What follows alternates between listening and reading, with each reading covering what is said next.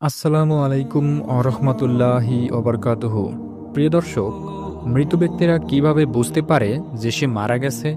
একজন মৃত ব্যক্তি কিন্তু প্রথমে বুঝতে পারে না যে সে মারা গেছে। মৃত ব্যক্তি সর্বপ্রথম যে আয়াতটি শুনতে পায় তা হল ইন্না লিল্লাহি ওয়া ইন্না ইলাইহি রাজিউন। মৃত ব্যক্তি প্রথমে বুঝতে পারে না যে সে মারা গেছে। সে মনে করে যে এটা একটা দুঃস্বপ্ন। সে নিজের এই মৃত্যুর স্বপ্ন দেখে মনে করে সে নিজেই নিজে কাঁদছে, গোসল করছে, নিজেকে কাফনে কাপড়ে বাঁধছে এবং কবরে নামছে। যখন তাকে মাটিতে শুয়ে ফেলা হচ্ছে তখনও সে স্বপ্নের ঘোরেই থাকে আর মনে করতে থাকে এটি একটি স্বপ্ন। তারপরে সে চিৎকার করে কিন্তু কেউ তার চিৎকার শোনে না। পরে যখন সবাই তাকে কবরে অন্ধকারে ফেলে চলে যায় আর সে মাটির নিচে একা হয়ে যায়, তখন আল্লাহ তার প্রাণ ফিরিয়ে দেন।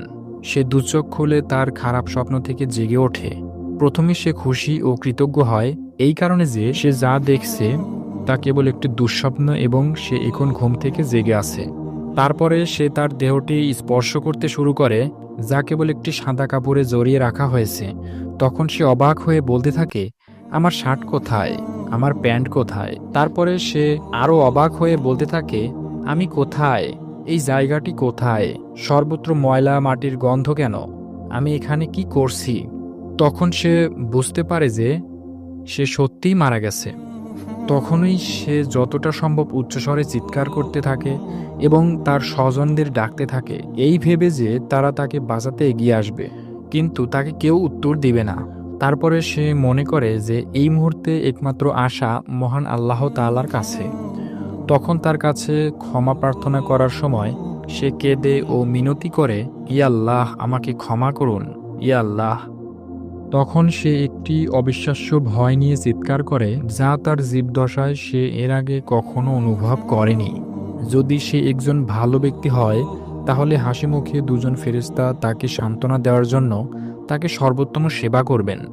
আর যদি সে খারাপ লোক হয় তবে দুজন ফেরেশতা তার ভয় আরও বাড়িয়ে দেবেন এবং তার কুরুচিপূর্ণ কাজ অনুসারে তাকে নির্যাতন করবে।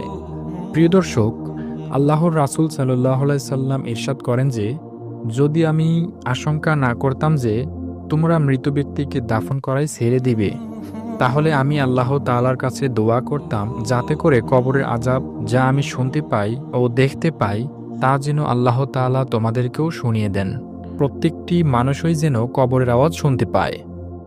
প্রিয় নবী সাল্লাল্লাহু আলাইহি সাল্লাম দোয়া করতেন, হে আল্লাহ, আমি তোমার কাছে কবরের আযাব থেকে আশ্রয় চাই। প্রিয় দর্শক, একবার ভেবে দেখুন তো, আল্লাহ তাআলা যার সকল অতীত ও ভবিষ্যতের সকল গুনাহ মাফ করে দিয়েছেন, তিনি যদি এইভাবে কবরের আযাব থেকে আশ্রয় চেয়ে থাকেন, তাহলে আমরা তো গুনাহের সাগরে ডুবে আছি।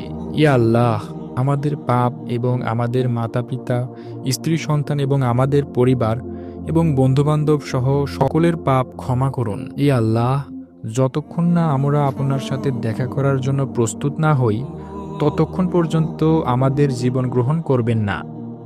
আল্লাহ আমাদের হেদায়েত দান করুন। আমিন।